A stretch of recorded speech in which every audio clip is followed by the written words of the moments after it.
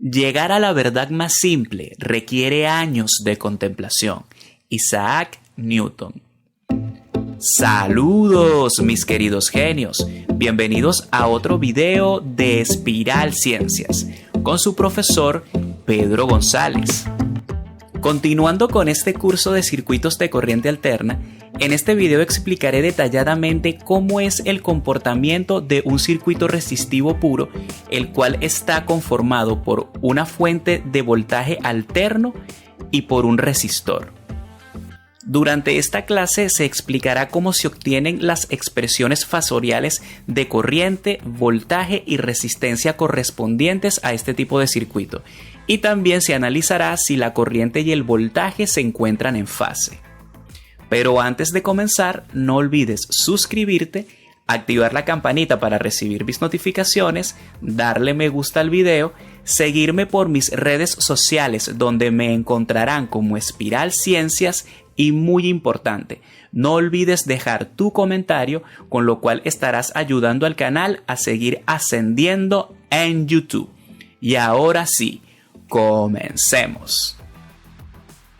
Un circuito resistivo puro está conformado por una fuente de voltaje alterno y una resistencia. Esta sería la expresión que representa al voltaje suministrado por dicha fuente. Se puede apreciar que el voltaje varía de forma senoidal con respecto al tiempo. B mayúscula representa el voltaje máximo o amplitud de voltaje que suministra la fuente.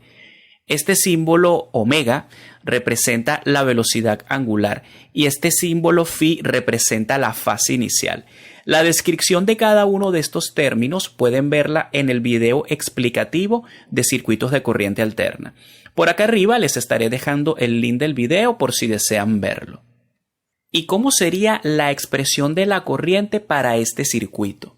Para obtener dicha expresión aplicaremos la segunda ley de Kirchhoff al circuito. Para esto se asumirán las siguientes condiciones. El circuito se analizará en un instante t igual a t sub 0, un instante de tiempo cualquiera. Los polos positivo y negativo de la fuente serán los que se muestran acá en la figura. Se asumirá que la corriente sale del polo positivo de la fuente y el recorrido para aplicar esta segunda ley de Kirchhoff se hará en sentido antihorario. Si tienen dudas de cómo aplicar las leyes de Kirchhoff, les recomiendo que vean el video explicativo de estas leyes. Por acá arriba les estaré dejando el link por si desean verlo. Para aplicar la segunda ley de Kirchhoff, comenzaré desde esta parte del circuito.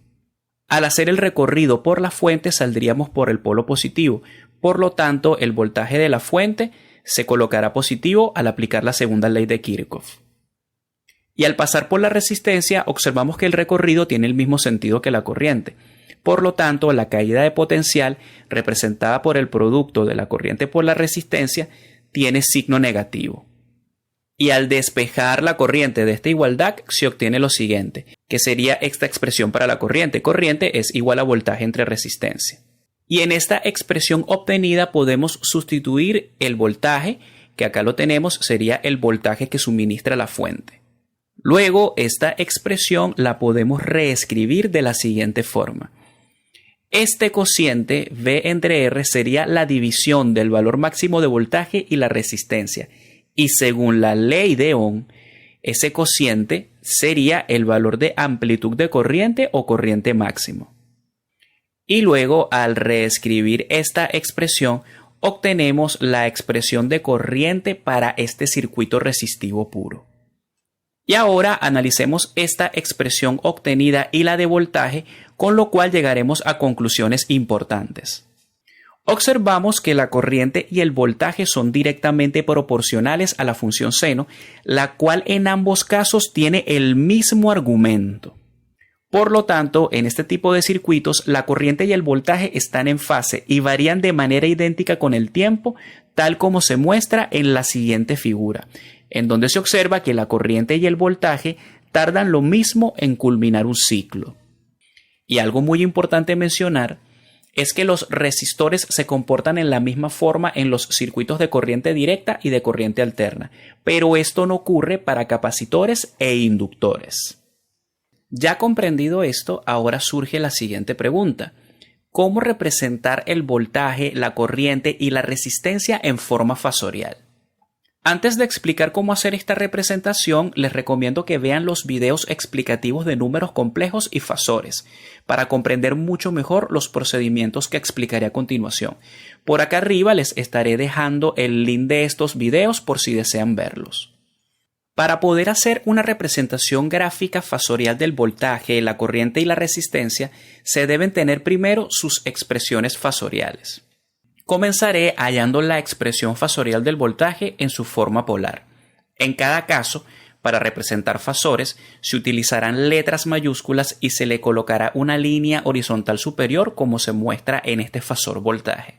Este fasor voltaje sería igual al voltaje máximo o amplitud de voltaje que alcanza este fasor, seguido del símbolo de ángulo, y luego se colocará el ángulo φ, que en este caso es el que representa la fase inicial. Y esta sería la expresión fasorial del voltaje en su forma polar. Y la representación de este fasor en su forma binómica sería la siguiente. El fasor voltaje sería igual al producto del voltaje máximo por el coseno de φ. Este producto representaría a la parte real del fasor y se le sumaría este producto, que sería el valor de voltaje máximo por el seno de φ, que representaría la parte imaginaria del fasor. Y ahora, si hacemos el mismo análisis a la expresión de corriente eléctrica, obtendríamos el fasor corriente en su forma polar, el cual sería igual a el valor de corriente máximo, seguido del símbolo de ángulo y el valor de la fase inicial. Y el fasor corriente en su forma binómica sería lo siguiente. Sería igual a esta suma de la parte real de ese fasor corriente más la parte imaginaria de ese fasor corriente. Y ahora, para obtener una expresión para la resistencia, partiremos de la ley de Ohm, en la cual al despejar la resistencia se obtiene lo siguiente. La resistencia sería igual al cociente de voltaje y corriente. Luego, si se hace una sustitución en esta igualdad, colocando los valores de los fasores voltaje y corriente, se obtendría lo siguiente. El fasor resistencia sería igual al fasor voltaje entre el fasor corriente.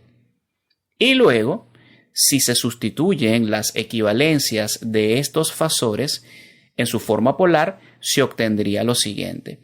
Y observamos que en esta división aparece el cociente V sobre I, el cual, según se obtuvo a partir de la ley de Ohm, es equivalente a la resistencia.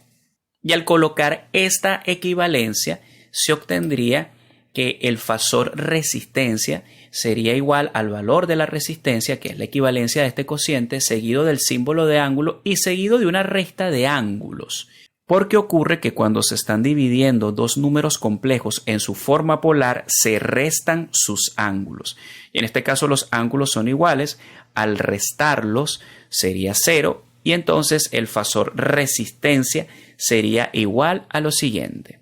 Y esto sería el fasor resistencia para un circuito resistivo puro.